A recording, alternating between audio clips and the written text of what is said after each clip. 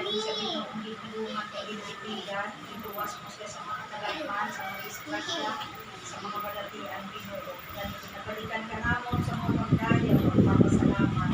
Basta sinigtiron, sinapot namon ang tubig, pinatulbag niya, sabay pag-ibisyon na ang inyong bugan, ang pag-ibisyon, mga paghalong pag-abubay, pagkaluo mo sa iya, nabigid ang iyang kalusugan, ang iyang kalakasan, Ginoo. Isang daw, titigan mo siya, sa anuman Diyos, ang mga katalagmat, ikaw sa Ginoo. Upod man ang iyang mga pag-isuila kung ano sa siyang kaalam, Panginoon, na makalangit, pati ang iyang mga mahal sa kabuhi, ang iyang mga ginikanan, sa kapanuman siyang kaalam, paano ang bata magpadakuan, Ginoo, na may pag-iuma sa imo, Diyos, labi sa ilang mahal sa kabuhi.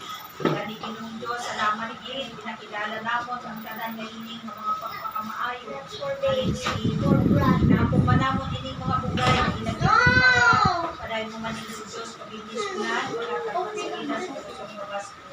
Salamat gid, balik namon sa imo Ginoo, ang amon mga pagdayaw, para sa pagpapagyan, sa ngalan ni Kristo Jesus. Amen. Amen. Yay. Thank you, Pastor. Thank you, Pastor. Thank you, Pastor. Thank you.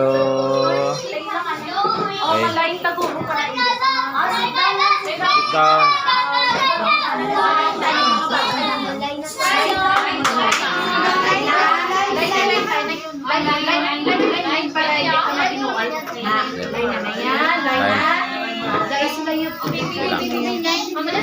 Anak.